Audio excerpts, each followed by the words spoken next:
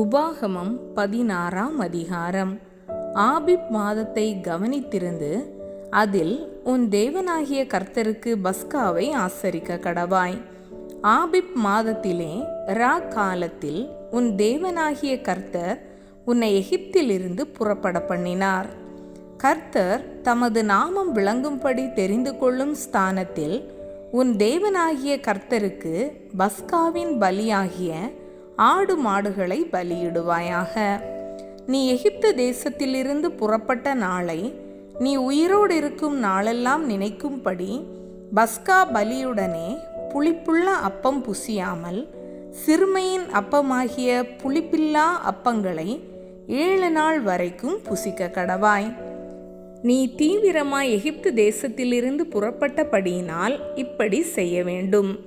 7 நாள் அளவும் உன் எல்லைகளிலெங்கும் புளிப்புள்ள அப்பம் உன்னிடத்தில் காணப்படலாகாது. நீ முதல் நாள் சாயங்காலத்தில் இட்ட பலியின் மாம்சத்தில் ஏதாகிலும் முழுதும் விடியற்காலம் வரைக்கும் வைக்க வேண்டாம். உன் தேவனாகிய கர்த்தர் உனக்கு கொடுக்கும் உன்னுடைய வாசல்களில் எதிலும் நீ பஸ்காவை அடிக்க வேண்டாம்.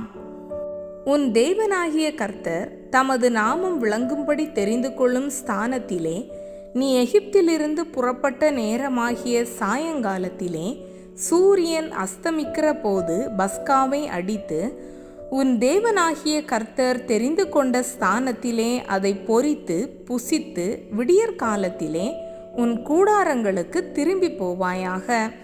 நீ 6 நாளும் புளிப்பில்லாத அப்பம் புசிக்க வேண்டும். 7ஆம் நாள் உன் தேவனாகிய கர்த்தருக்கு ஆசரிக்கப்படும் நாளாயிருக்கும். அதிலே யாதொரு வேலையும் செய்ய வேண்டாம். 7 வாரங்களை எண்ணுவாயாக. அறுப்பு அறுக்கத் தொடங்கும் காலம் முதல் நீ அந்த 7 வாரங்களையும் எண்ண வேண்டும்.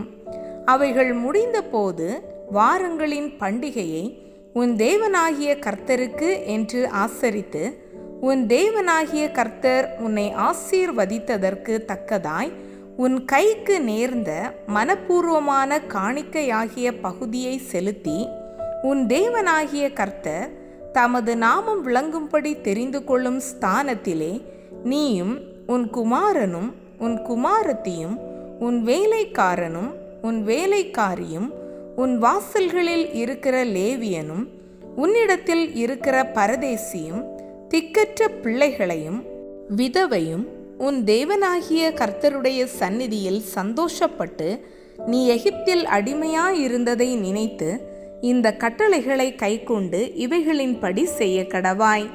நீ உன் களத்தின் பலனையும் உன் ஆலையின் பலனையும் சேர்த்த பின்பு கூடார பண்டிகையை 7 நாள் ஆசரித்து உன் பண்டிகையில் நீயும் உன் குமாரனும் உன் குமாரத்தியும் உன் வேலைக்காரனும் உன் வேலைக்காரியும் உன் வாசல்களில் இருக்கிற லேவியனும் பரதேசியும் திக்கற்ற பிள்ளையும் விதவையும் சந்தோஷப்பட கடவீர்கள்.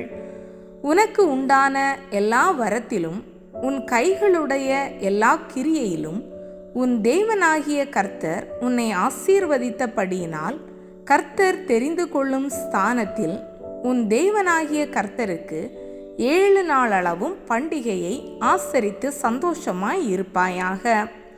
வருஷத்தில் 3 தரம் புளிப்பில்லாத அப்ப பண்டிகையிலும் வாரங்களின் பண்டிகையிலும் கூடார பண்டிகையிலும் உன் ஆண் மக்கள் எல்லாரும் உன் தேவனாகிய கர்த்தர் தெரிந்து கொள்ளும் ஸ்தானத்திலே அவர் சந்நிதிக்கு முன்பாக வந்து காணப்பட கடவர்கள்.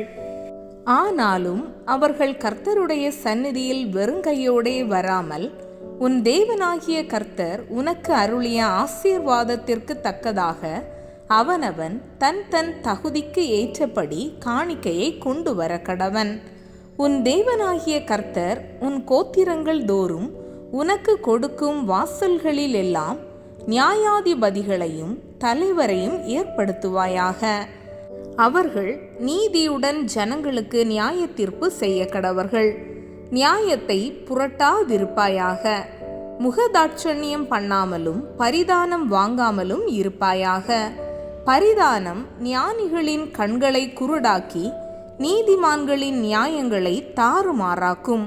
நீ பிழைத்து உன் தேவனாகிய கர்த்தர் உனக்கு கொடுக்கும் தேசத்தை சுதந்தரித்து கொள்ளும் படிக்கு நீதியையே பின்பற்றுவாயாக.